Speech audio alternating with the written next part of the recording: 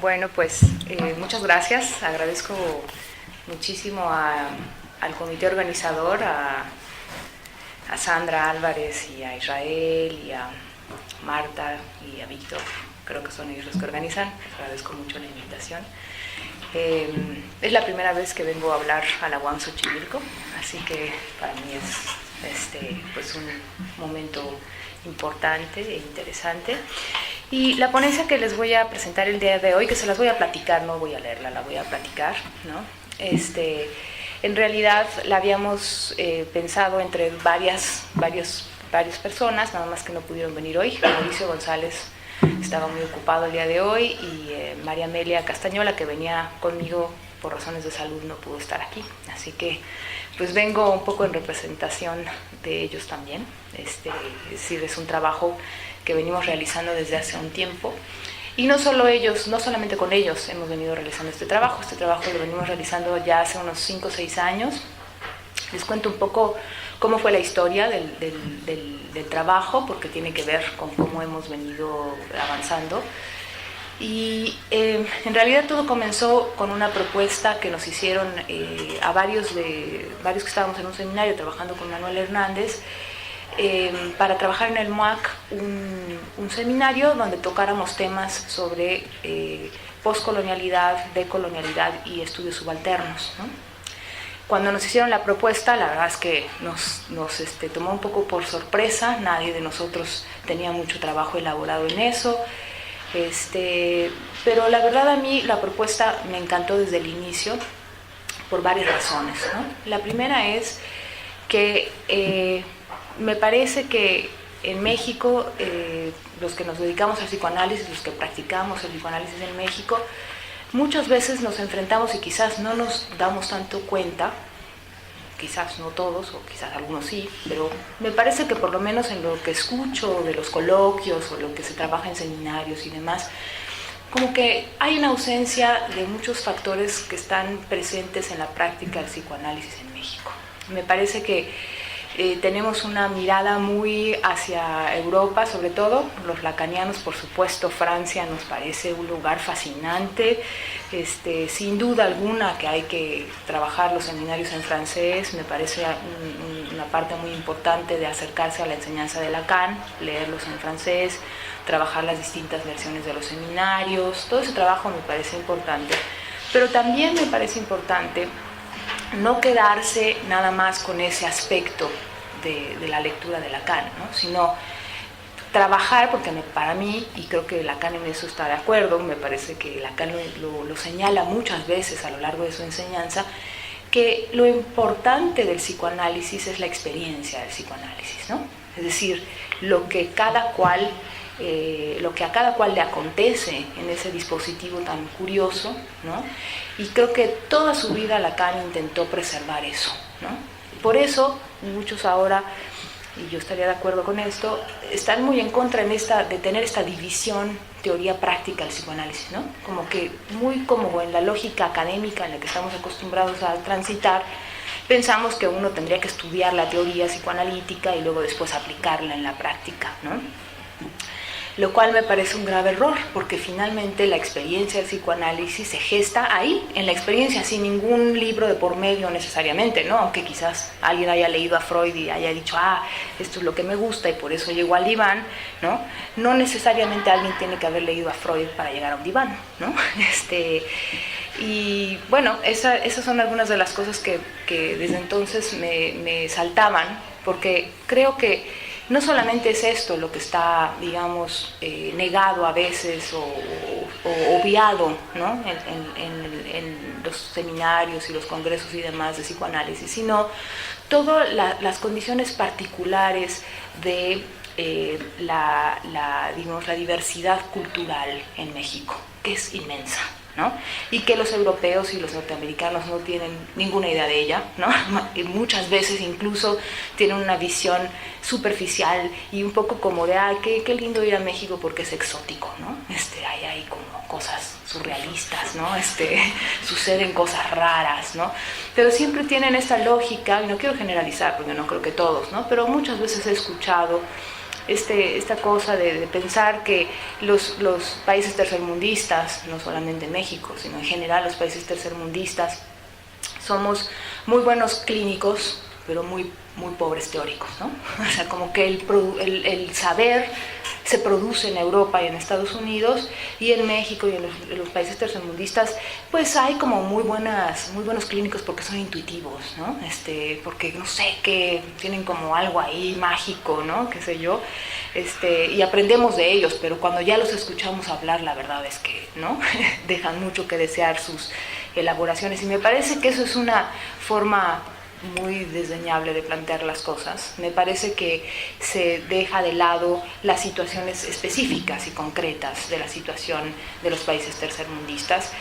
Y bueno, todo eso me parece que iba afín con esta propuesta de estudiar la perspectiva decolonial sobre todo, pero también la poscolonialidad y los estudios subalternos. En su momento, la verdad, ninguno de nosotros tenía idea ni cuál era la diferencia entre estudios postcoloniales y el giro decolonial y los estudios. Nadie tenía ni idea, ¿eh? La verdad, todos empezamos leyendo a Edward Said, ¿no? Y después empezamos a adentrarnos en todas las discusiones de todos los autores, como que seguramente algunos los conocen, porque aquí en la UAM hay mucha gente trabajando sobre esa línea, ¿no? Pero bueno, en México están Dussel y están Walter Miñolo en Estados Unidos, y luego hay gente en Perú como Quijano, y luego está Castro Gómez en Colombia, que viene seguido a México, y luego está, en fin, Rita Segato, que es argentina, pero vive en Brasil. O sea, hay una cantidad de gente trabajando sobre estas cuestiones.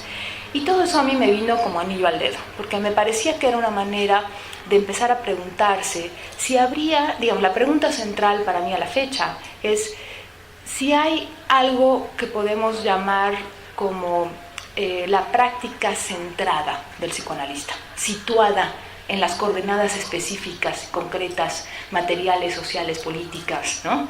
Y si eso hace alguna diferencia, y si eso nos permitiría quizás por momentos inclusive cuestionar el corpus del psicoanálisis freudiano y lacaniano, porque hay muchas cosas que no están contempladas en los textos y en los escritos de estos personajes, simple y sencillamente porque sus coordenadas eran otras, no eran las coordenadas en las cuales habitamos nosotros.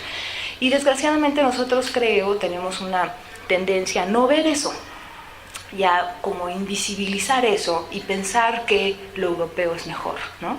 Que Freud hay que estudiarlo el alemán. Entonces, claro, uno se pasa una vida estudiando alemán y luego francés y luego las distintas versiones, y todo eso, insisto, es muy importante y es, digamos, tiene su costado fascinante, pues, no digo que no, pero digo que eso no es suficiente, y creo que a veces incluso puede ser un sesgo, ¿no? Porque entonces como que nos quedamos enfocando nuestra práctica desde las coordenadas que no son las propias, y olvidamos las propias, ¿no? Y pensamos, y digamos, tenemos una ceguera, ¿no? Frente a lo que está aquí y ahora, lo más cercano, no lo podemos ni siquiera ver porque lo vemos con ojos de europeos, ¿no? Porque nosotros mismos somos más europeos, ¿no? Que los propios europeos a veces, ¿no? O sea, los europeos a veces dicen, oigan, pero no se dan cuenta de la riqueza, y nosotros decimos, ay, no, ¿no? Yo me quiero ir de vacaciones a Londres, ¿no? Y quiero, qué sé yo. Bueno, todo esto entonces fue parte de mi fascinación con la propuesta. Y así fue como empezamos. Otro punto importante, me parece, para discutir o para contemplar, y que me parecía que venía a fin con la propuesta, es esta cuestión que creo que todos nos enfrentamos, los que practicamos el psicoanálisis en México, de que mucha gente en México no va al psicoanalista. Muchísima gente no va al psicoanalista. La mayoría de la gente no va al psicoanalista. Y no va al psicoanalista por muchas razones, ¿no? A veces simple y sencillamente porque desconoce qué es eso y no le parece importante. A veces porque hay otras prácticas que son más eficaces y que tienen más cercanía, como el chamán, el tarotista, el masajista, ¿no? Todas estas otras prácticas que no creo que tampoco tendríamos nosotros por qué decir, esas son charlatanerías, ¿no? Yo creo que quizás muchas veces funcionan muy bien y tienen su razón de ser, ¿no? Pero bueno, la pregunta sigue ahí, ¿no? ¿Qué hacemos nosotros los psicoanalistas como para evitar o para seguir en esta lógica un poco desligados de lo que sucede en México, de tal forma que pues la gente no tiene mucha idea de qué es eso, ni le interesa, ¿no? Porque prefiere ir a otros lugares. Y bueno, está esta cuestión también de que ni siquiera hay una distinción entre un psicólogo, un psicoterapeuta, un psicoanalista, o sea, como que todo, un psiquiatra, ¿no? O sea, todo cae en el rubro de lo psi, ¿no? Incluso gente educada, culta, digamos, ¿no? No tiene ni idea de cuál es la distinción o la diferencia entre un psicoanalista y un psicólogo. Y dicen, sí, la psicología, Freud, ¿no? Y uno, claro, le sale salpullido, ¿no? Así, no, pero ¿cómo dices psicólogo a Freud? ¿Qué te pasa, no? Pero esas cosas tenemos que tomarlas como vienen. Es así, ¿no? Digamos, la gente no tiene por qué tener esta claridad y más bien habríamos de preguntarnos qué hacemos con eso y hasta qué punto nosotros contribuimos a que eso siga así, ¿no? ¿Y qué hacemos a la hora de la clínica, digamos, a la hora de la situación analítica, cuando alguien viene con estas demandas, ¿no? De por favor, léame o dígame, ¿no? Etcétera. Son cosas que creo que a todos nos han pasado en algún momento, ¿no? Y que vale la pena planteárselas, ¿no? Entonces, bueno, estos dos aspectos me parecían que para mí eran muy significativos y fue una de las razones por las que acepté esta propuesta de hacer este seminario que estuvimos trabajando durante un año en el MUAC. Invitamos a mucha gente, trabajamos entre nosotros, expusimos, debatimos, nos peleamos,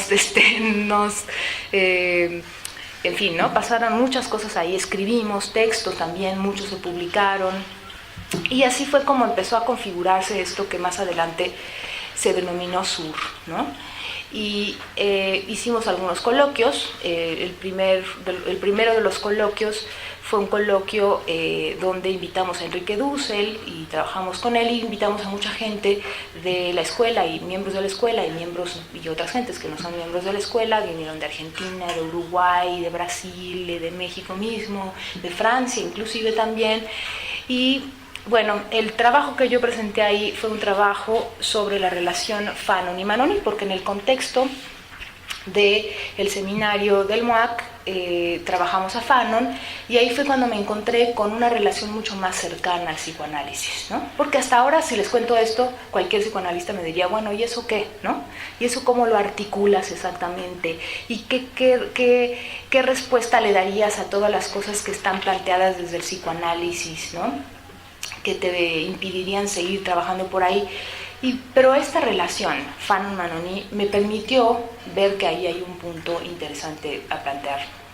Se les voy a contar brevemente, esto está en un texto, si quieren pueden ver el texto, está publicado en Ediciones, el texto. Pero es un trabajo sobre un texto que publicó Manoni que se llama La psicología del colonizado, ¿no? Ustedes conocen seguramente a Manoni, lo han leído o por lo menos lo han escuchado, incluso tiene muchas participaciones en los seminarios de Lacan, ¿no? Y este texto es un texto donde Manoni plantea ciertas cosas a partir de su experiencia me parece, en Madagascar, si no mal recuerdo, ¿no?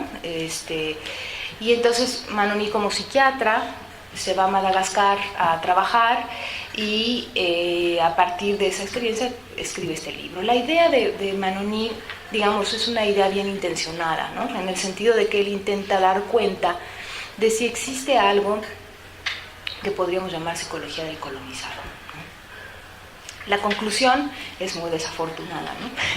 Y bueno, y tiene su sesgo, pues, ¿no? La conclusión un poco es que hay una especie de complejo de dependencia de los que han sido colonizados. Están hablando específicamente de las colonias francesas, ¿no? Y que, digamos, el colonizado necesita del colonizador, ¿no? Que es necesario para el colonizado, que el colonizador, un poco con esta idea de nosotros franceses no podemos dejar ahí a la intemperie, ¿no? A las colonias francesas porque van a morir si no estamos ahí para guiarlos por el buen camino, ¿no? Estoy exagerando un poco porque evidentemente el trabajo de Manoni es un poco más serio que esto, ¿no? Pero estas frases son contundentes para Fanon. Fanon, supongo que conocen a quién es Fanon, ¿no? Es un es un personaje que fue muy importante y que fue un inspirador para muchas de las revoluciones en los 60s y demás, que fue un psiquiatra que nació en la Martinique, ¿no? Y que después se formó como psicoanalista y incluso tuvo una cercanía bastante, digamos, una muy buena cercanía con los trabajos de Lacan, y que cuando publica finalmente Manoni su texto y lo lee Fanon, se percata de que no deja de haber una forma muy eurocentrada del mismo Manoni de plantear las cosas, que es injusta, ¿no? Con, digamos, esto que él llamaba la psique del colonizado, ¿no? Y entonces eso le genera tal furia a Fanon, ¿no? Que da pie para el texto, que es un clásico de Fanon. Escribió solamente unos cuantos textos, murió muy joven, ¿no? Pero este texto, que es el primero, se llama Piel Negra, Máscaras Blancas, se lo recomiendo muchísimo, y es un texto donde Fanon habla justamente de su clínica como psiquiatra, viviendo en Argelia, ¿no? Y leyendo después el texto de Manoni, ¿no? Y diciendo, no puedo creer que a la fecha se siga planteando este tipo de planteamientos tan injustos para la condición de los colonizados, siendo yo un colonizado. Y entonces ahí empieza a hablar un poco de esta condición racial, ¿no? Por supuesto, del racismo tan vigente, ¿no? Y de cómo los europeos desdeñan a los africanos, y cómo siempre dicen, a mí me engañaron, yo pensé que era un francés, porque yo soy un francés, digamos, nací en la Martinique, que es un territorio supuestamente francés, pero claro, cuando se va a vivir a París se da cuenta de que su idea de francés pues está muy alejada de lo que realmente sucede cuando alguien se va a vivir a París, ¿no?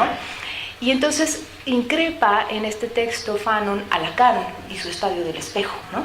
Dice, el Estadio del Espejo de Lacan tiene algo interesante, pero no deja, es decir, hay algo ahí que no está planteado en Lacan, que es qué sucede cuando alguien afro o de color negro, digamos, se mira al espejo y qué es lo que ve ese que está ahí en el espejo. Dice, en realidad el negro lo que ve es un blanco, ¿no?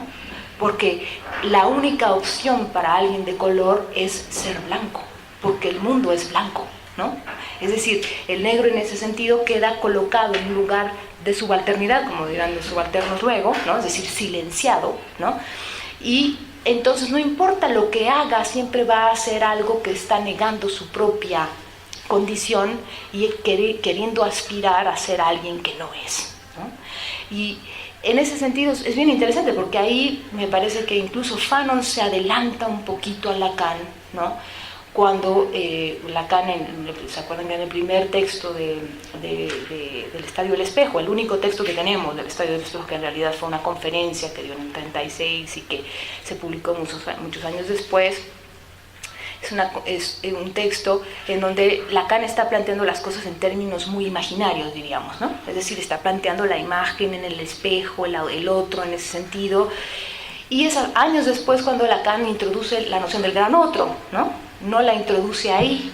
Y Fanon, sin embargo, cuando lee el Estadio del Espejo, introduce ya la noción del gran otro. En ese sentido creo que se adelanta un poquito Fanon a Lacan, ¿no? Diciendo, es que el problema no es la imagen en el espejo como tal, sino el contexto, ¿no? Cultural, digamos, es decir, el gran otro, ¿no? Que es desde donde se ve la imagen en el espejo. Y en ese sentido hay todo un discurso que no es visible quizás, pero ahí está, ¿no? Que es el discurso de qué es un negro. Y dice Fanon, un negro es un salvaje, un ladrón, ¿no? Es como esta idea de la imagen, de la identidad del negro ligada a la cuestión más primitiva de la humanidad, ¿no? Y dice, claro, los negros somos un poco como aquello que los blancos no quieren ver de sí mismos, ¿no? Por eso da tanto miedo. Dice, claro, yo voy en París, dice, caminando, y de repente un niño se acerca y grita, mamá, un negro, ¿no? Y yo volteo y digo, ¿dónde está? ¿No? Soy yo el negro. Dice, yo no me había dado cuenta, ¿no? Que el niño tiene miedo de mí, O sea, yo pensé que dije, un negro, ¿dónde está, no? Dice, claro. Y hace muchos ejemplos, todo el texto es muy bello por esto, da muchos ejemplos de cómo, por ejemplo, perdón por la redundancia, las comunidades en la Martinique o en Argelia ven Tarzán, ¿no?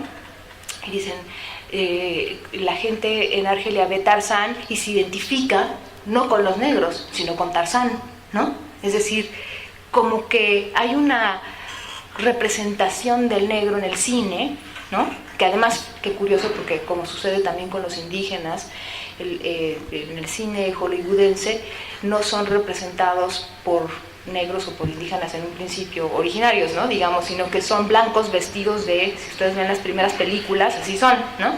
Los indios norteamericanos son blancos vestidos de indios norteamericanos, no son indios norteamericanos, ¿no? Digamos, es la fantasía de los blancos sobre quiénes son y la construcción de lo que se supone que es un indio, la construcción de lo que se supone que es un negro, ¿no? Y todo esto lo plantea Fanon de manera muy puntual, tratando justamente de transitar en esta frontera tan delicada y tan difícil para los que nos dedicamos a la práctica, que es la frontera entre lo social y lo subjetivo, digamos, ¿no? Diciendo cómo se entrelazan estas cuestiones y hasta qué punto estos discursos sociales y de qué manera se introyectan y se viven. Y claro, Manoni podrá decir que hay un complejo de inferioridad en los colonizados, porque esa es un poco la conclusión de Manoni, ¿no? Pero no da cuenta de cómo es que este complejo de inferioridad se construyó. Es un complejo que ha sido construido por los colonizadores, no por los colonizados, porque es el discurso de los colonizadores los que coloca a los colonizados en un lugar de inferioridad. Y luego entonces los colonizados tienen que asumir ese discurso porque es el único que les queda, porque es el único que hay. Porque ni siquiera, y eso es un poco la idea de Spivak, cuando ella dice el texto famoso de Spivak, que es puede hablar el subalterno, lo que está planteando es hasta qué punto esa condición de subalternidad permite la posibilidad de decir algo. Hasta qué punto eso es posible. Uno puede decir, yo no estoy de acuerdo, ¿no?, con esto y con lo otro, pero si tú estás en una posición de subalternidad, no importa lo que digas, eso no va a ser escuchado nunca, ¿no? Entonces, por eso estos estudiosos, que en realidad son casi todos de origen asiático, Spivak es hindú y la mayoría Chakrabarti, todos ellos son hindús, que estudiaron en Londres, ¿no?, y que tienen entonces las herramientas occidentales, europeas, para plantear las cosas desde los parámetros occidentales y europeos y darle lugar a lo que no se le da lugar generalmente, ¿no?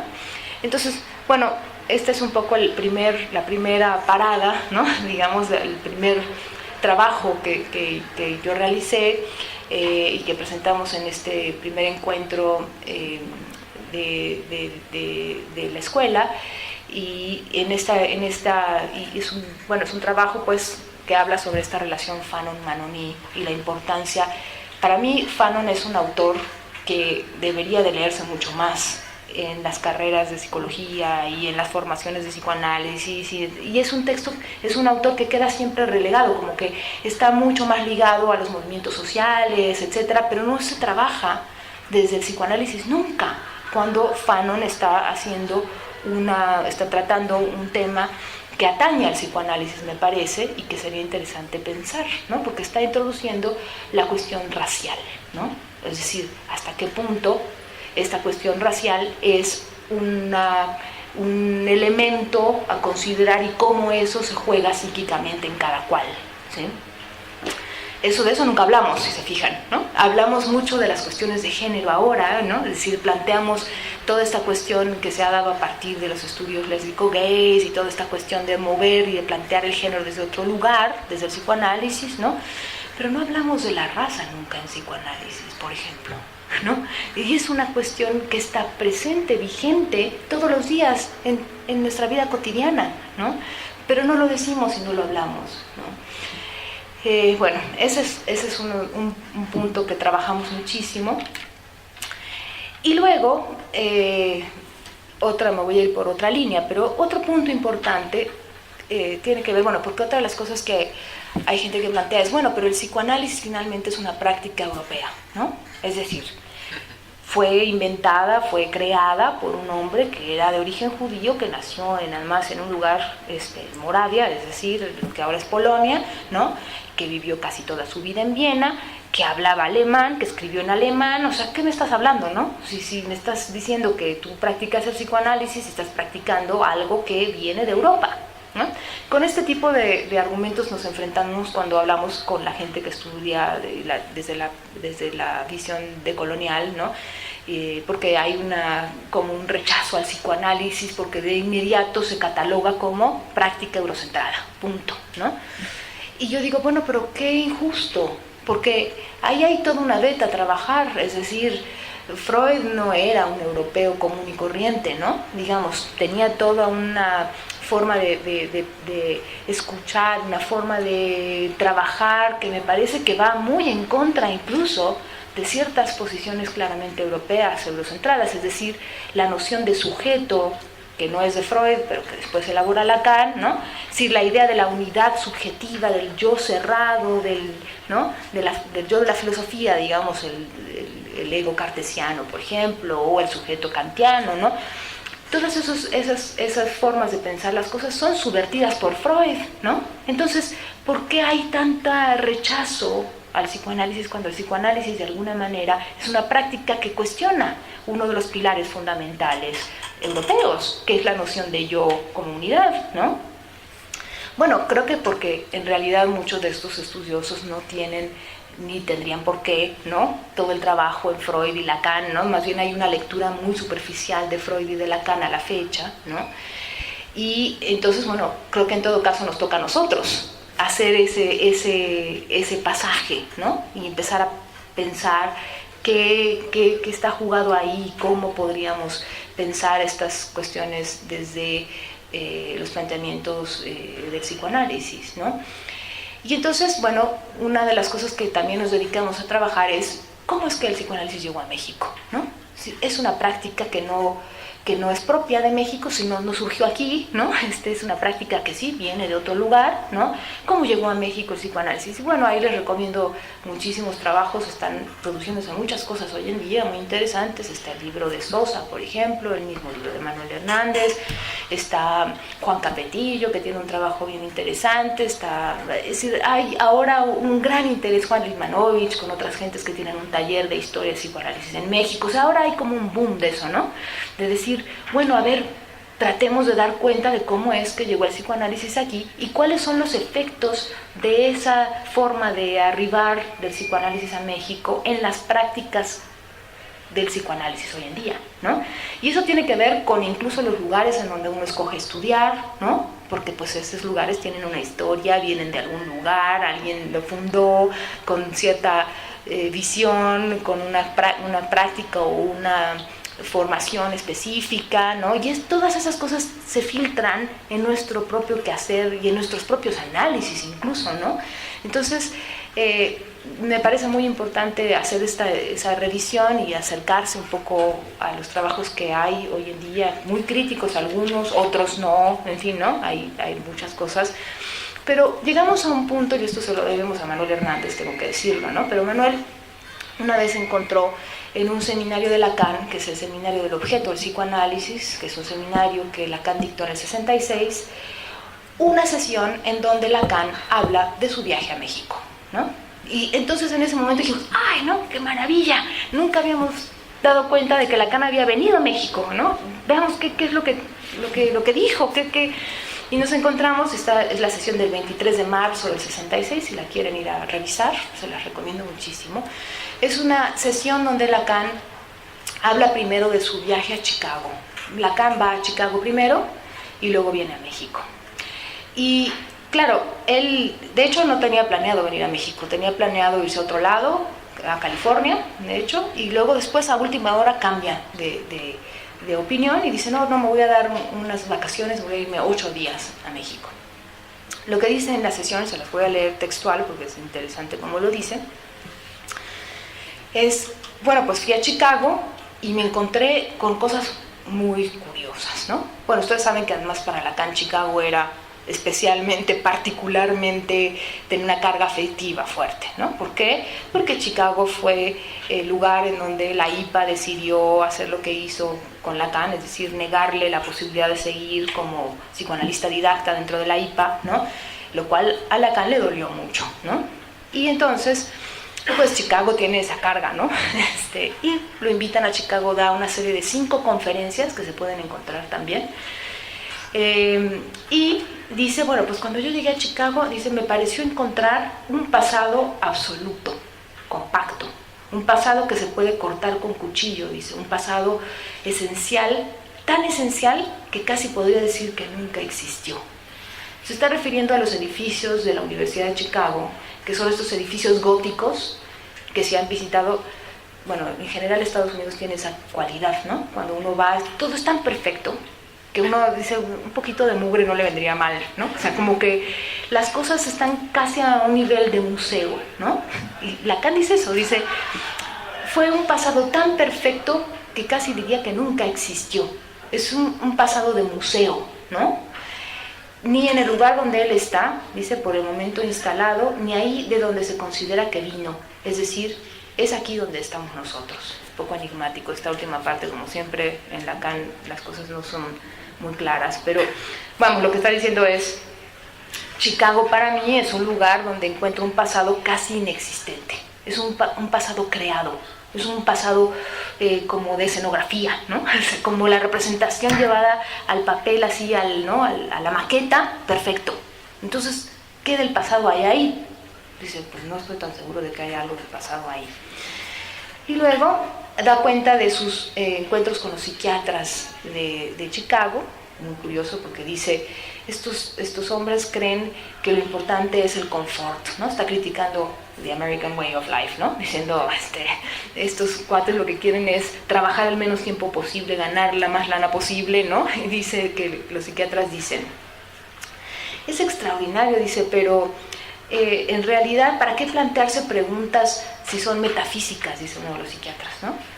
Cuando, oh Dios mío, al fin todo va tan bien, se termina la labor a las 5:30 de la tarde, se puede tomar un whisky después de eso y leer una novela policíaca, ¿no? Y sentarse frente al televisor. ¿Qué más quieres, no? Ahí está toda tu vida confortable, ¿qué más puedes pedir de la vida? Está increíble esto, ¿no? Lacan dice, yo no tengo ningún problema con que alguien quiera vivir bien, pero no veo por qué... dice, yo no veo por qué se reprocha a una clase social tener sus condiciones de comodidad. Dice, simplemente nos toca darnos cuenta de lo que, por cierto, eso puede implicar de inercia, de quedarse instalado en un lugar. Eso es lo que él critica. No es tanto el confort lo que podríamos decir que no estamos de acuerdo con eso, sino más bien que ese confort te genera unas condiciones tan cómodas. Como decía alguien una vez, lo cómodo no siempre es bueno, ¿no? Lo cómodo no siempre es lo mejor, decía, ¿no? Porque con cierta incomodidad te mueves a hacer cosas, ¿no? Es un poco lo que él está planteando acá. Dice, bueno, en fin, las cosas que vi me conmovieron en 2 puntos. Uno no puede sino quedar muy impresionado de ver algo. Y ya está hablando aquí, perdón, de México. Eso dice de Chicago. Y luego habla de México, de su viaje a México. Y dice, las cosas me conmovieron en 2 puntos. Uno no puede sino quedar impresionado de ver algo que es efectivamente la religión antigua. Puesto que hace un rato hablábamos de religión, de esos pueblos que siguen ahí absolutamente sin cambio, el rostro, y yo me atreveré a decir la mirada de esos nativos, siempre las mismas, ya sean aquellos que los atienden con pasos discretos en los pasillos de los hoteles o que habitan en las cabañas todavía de paja al borde de las carreteras.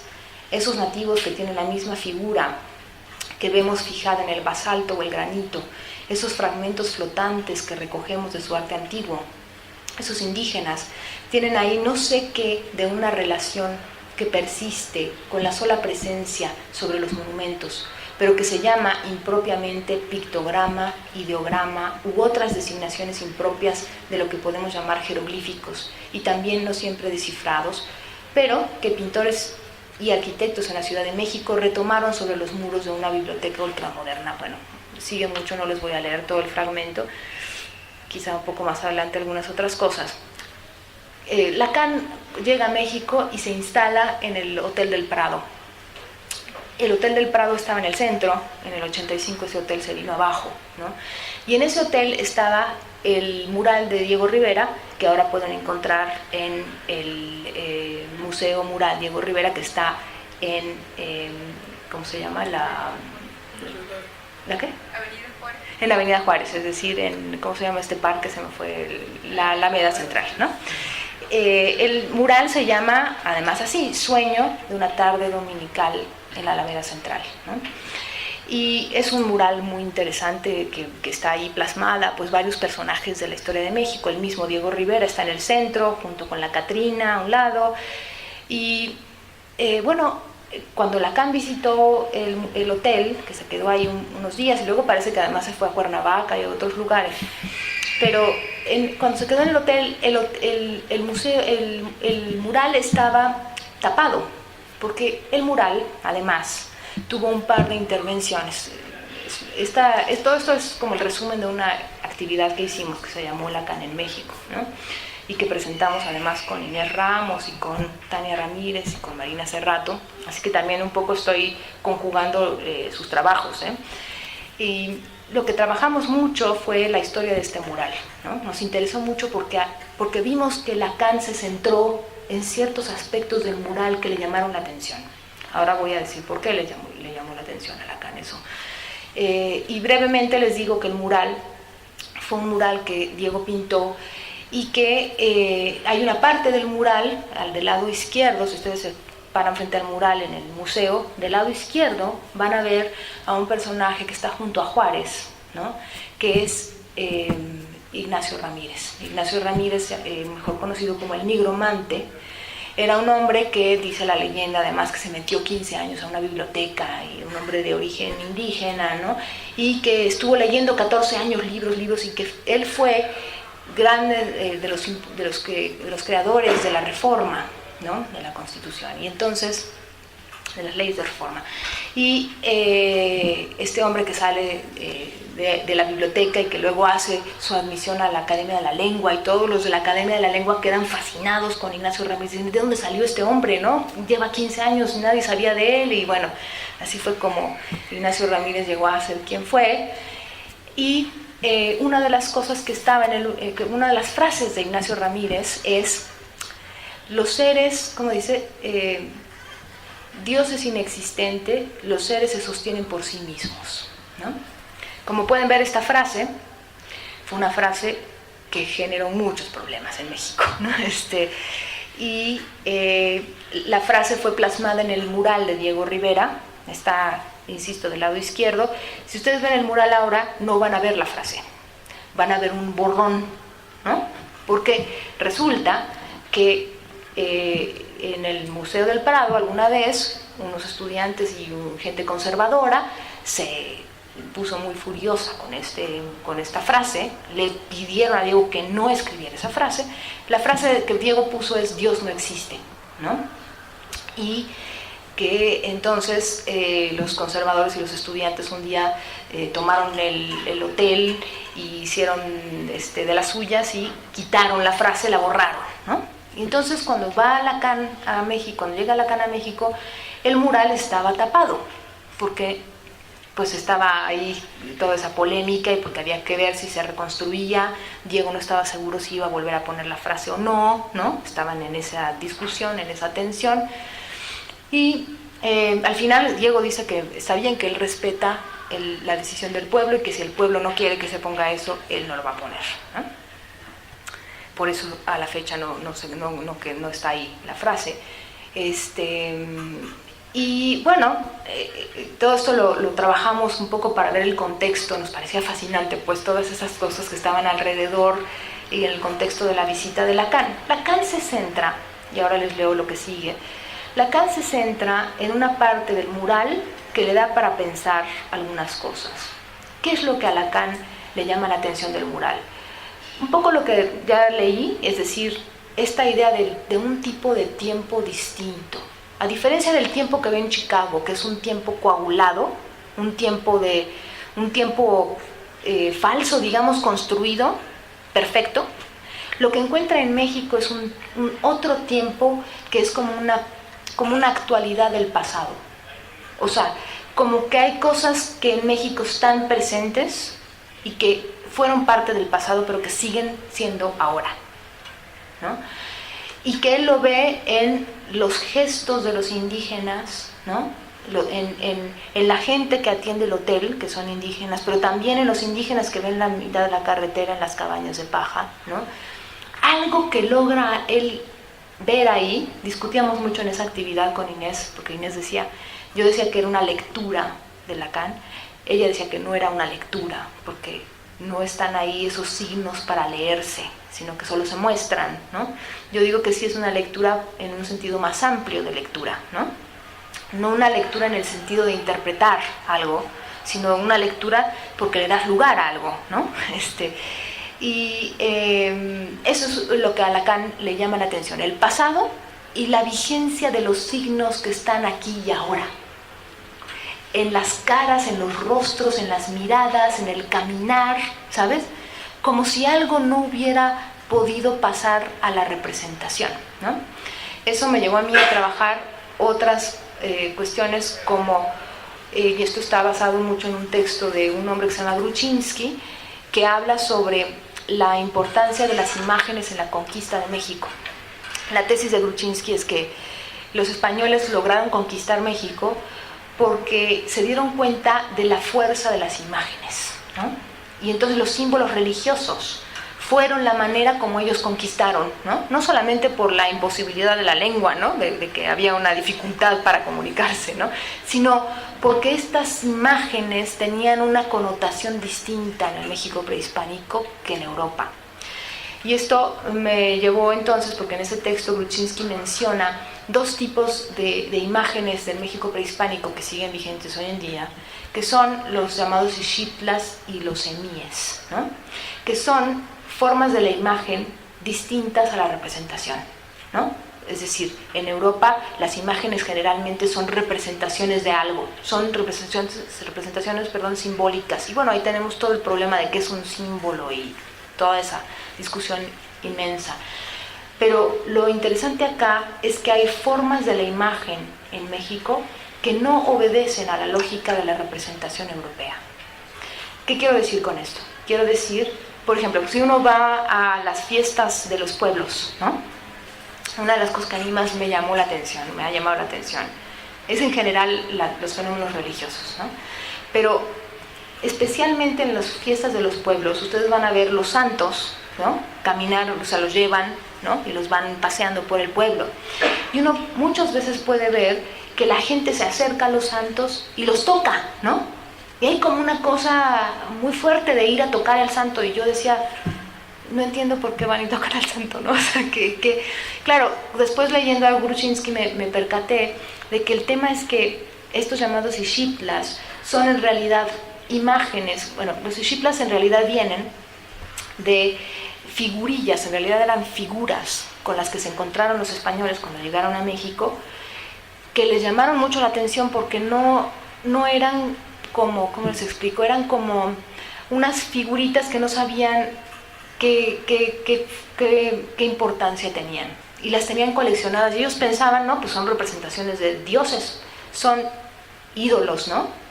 Y luego los acusaron de idólatras, ¿no? Dicen, ustedes son idólatras, ustedes están confundiendo, ¿no? Y luego se dieron cuenta de eso que llamamos hoy sincretismo, que es en realidad un término que me parece muy desafortunado, ¿no? Pero bueno, es decir, que los símbolos religiosos católicos en realidad estaban ahí, pero para ser adorados desde otra visión, ¿no? Es decir, que si pones a la Virgen de Guadalupe, en realidad no es la Virgen a la que se está adorando, ¿no?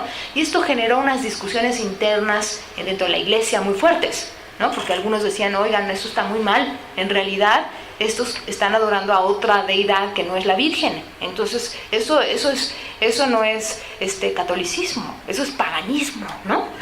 Y luego otros curas decían, no, eso está muy bien porque nos sirve para nuestros fines, no importa si idolatran a otros, porque finalmente ahí está la Virgen. Entonces, bueno, nosotros podemos seguir con eso, y aunque sepamos que en el fondo no es ella, no importa, ¿no? En fin, hubo muchas discusiones al respecto, pero la idea es entonces que hay formas de la imagen y de los objetos hay objetos que tienen poderes, ¿no? Que emanan fuerzas, que por eso entonces la gente va y toca el santo, porque lo que quiere es como algo de ese poder, ¿no? Que le va a dar fuerza, que le va a dar una serie de cosas, ¿no? Un salvador, en fin, ¿no? Una serie de connotaciones, y entonces no están, no son símbolos que operan de la misma manera que una representación simbólica, sino que el objeto que está ahí es lo que es. No hay nada detrás, no hay nada en lugar de otra cosa. Eso que está ahí es, ¿no? Por eso Lacan quedó tan fascinado, porque en unos días dio cuenta de eso, dijo, hay algo aquí distinto, hay una forma del tiempo distinta, hay una manera de colocar las imágenes diferente que se parece mucho a lo que yo llamo el objeto A.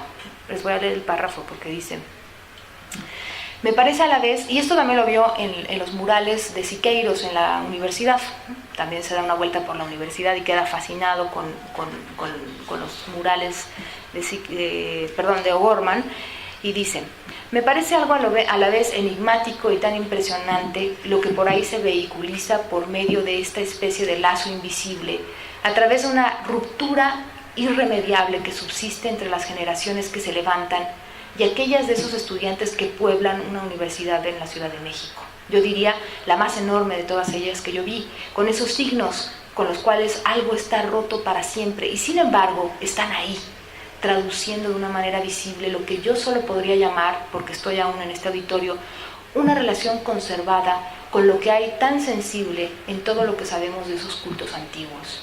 Esta cosa de la cual los primeros conquistadores nada comprendieron, sino un efecto de horror. A los conquistadores les genera horror. O sea, cuando vieron esas cosas dijeron, estos son objetos diabólicos, ¿no? Hay que quemarlos, hay que, ¿no? Pero no es otra, dice, visible por todas partes, presente por todas partes, enganchada por todos lados como en forma de colgante, de pendiente, de joyería, dice, de joyería de fantasía, todas las formas de la divinidad, que no es otra cosa que el objeto A. Es decir, lo que Lacan está encontrando ahí es que hay formas de los cultos prehispánicos, de la manera de plantearse la divinidad, de la relación con la divinidad, que están en el lugar del objeto A, ¿no? Bueno, eso nos pareció fascinante a nosotros, porque nosotros decíamos, claro, es que eso quiere decir que en México hay muchas maneras de hacer algo con el objeto A, ¿sabes? Digo, desde nuestros parámetros, porque evidentemente desde el parámetro de las culturas no es nada parecido al objeto A ni nada, ni les interesa, ¿no? Pero para nosotros fue como un gran hallazgo, ¿no? Decir, ¿y entonces por qué tanto desdén a tantas prácticas cuando en realidad quizás esas prácticas tienen mucho más que enseñarnos a nosotros que nosotras a ellos, ¿no? Que nosotros a ellas? Porque tenemos esta visión pues ilustrada, ¿no? De decir, claro, la razón, ¿no? La ciencia, el desarrollo de las disciplinas superior a cualquier otra producción cultural que sea distinta, ¿no? A la europea, y no nos damos cuenta de que quizás es al revés. La producción europea quizás está tan limitada, dadas sus condiciones de sus coordenadas propias de producción, mientras que las culturas a la fecha, las etnias y los pueblos, y etcétera, tienen una gran variedad para mostrarnos, ¿no? Para enseñarnos qué se hace con eso, ¿no? Bueno, esa es como la siguiente parada de este recorrido sobre los estudios de colonialidad y etcétera.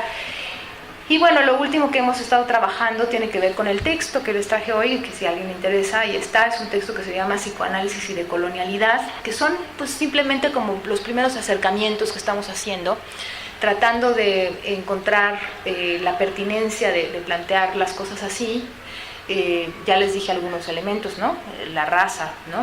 Uno fundamental. Lo hemos trabajado. Este texto que se llama Psicoanálisis y Decolonialidad es un texto que está basado en otro texto, que es el texto de Quijano. Y Quijano es muy importante para los estudios decoloniales. Es uno de los fundadores junto con otros, pero él sobre todo, porque Quijano plantea la idea de que modernidad y decolonialidad son una y la misma cosa, ¿no? Es decir, la modernidad existe gracias a que hay una cara oscura de ella, que es la colonialidad, ¿no? ¿A qué se refieren con colonialidad? Quizá tenga que aclarar esto. Colonialidad quiere decir algo mucho más, digo, todos sabemos que la colonia es un periodo histórico, ¿no? Decimos, claro, la colonia y eso ya acabó, ¿no? Eso, ahora estamos en una época de auge y de producción, ¿no? Moderna, y todos los estados-nación quieren acceder a la modernidad y que es cada vez ser más modernos porque somos países en desarrollo, ¿no? Entonces estamos como en esa carrera, ¿no? hacia la civilización, etcétera, el progreso, que no es más que una maquinaria infernal, en realidad, ¿no? Y por eso ellos dicen, hay un engaño en los presupuestos básicos de la modernidad. Nos han engañado, nos han dicho que ese es el camino adecuado cuando ese es el camino directo a la catástrofe, ¿no? Y la colonialidad entonces se refiere a todas aquellas coordenadas que siguen vigentes hoy en día y que podemos ubicar algunas en la colonia, pero que hay otras muchas que acabaron con la colonia y otras que siguen ahora. Y eso le llamamos colonialidad, es decir, esta manera de pensar las cosas en donde el mundo europeo es el eje, ¿no? Es a lo que se aspira, ¿no? Y dice Quijano y Viñolo, dicen, bueno, pues es que en realidad América, el descubrimiento de América fue lo que posicionó a Europa en el lugar que tiene ahora. Si no hubiera sido por la conquista de América, Europa nunca hubiera llegado a ser lo que es ahora.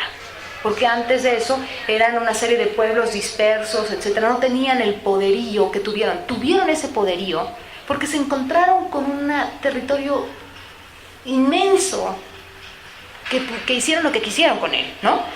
Masacraron, ¿no? Robaron, ¿no? Se llevaron toda la riqueza. Si no hubiera sido por toda esa riqueza de oro que se llevaron de América, Europa jamás hubiera tenido el desarrollo que tiene ahora. Y eso es algo que se nos olvida, ¿no? Pensar que nosotros siempre decimos, ay, en Europa las cosas son distintas y las ciudades funcionan y es bien padre, ¿no? Pues sí, pero no decimos por qué.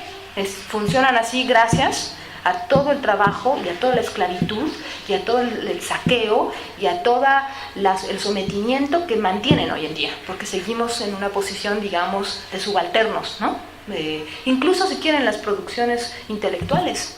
Vean los catálogos que hay en Estados Unidos y bueno, pues, no, por supuesto, ¿no? Ni siquiera nos acercamos a pero no es porque seamos tontos o porque no trabajemos, sino es porque no tenemos las condiciones para hacerlo, ¿no? Porque no tenemos el presupuesto, porque tenemos que trabajar en 5 trabajos y luego en la noche llegar a ver 3 pacientes, ¿me entiendes? O sea, esas situaciones son muy alejadas para la condición de un europeo. Claro, el europeo puede decir, ay, tú no te has leído toda la obra de Lacan, ¿no? O sea, yo ya llevo 10 años leyendo a Lacan y me he leído todo. Pues sí, pero no tienes la situación, no vives en la situación en la que vivimos acá.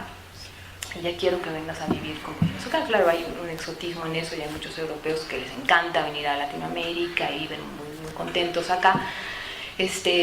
Pero bueno, eso es algo que no nos percatamos, ¿no?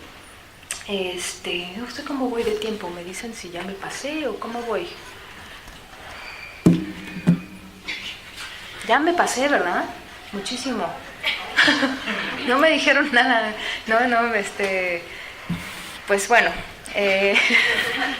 no sé muy bien cómo terminar. Quizás, diciendo esto del libro, que el libro es un acercamiento. Hay varios textos ahí de Mauricio González, de María Amelia Castañola.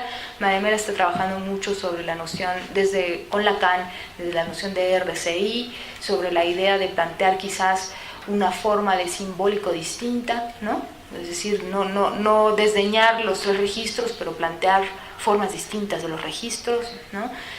Está un texto de Mario Ruffer súper interesante, está el texto de Miñolo y el texto de Quijano, ¿no? El texto de Quijano sobre todo ahonda sobre la noción de raza. Es Quijano el que introduce la raza dentro del contexto de la modernidad, colonialidad, ¿no?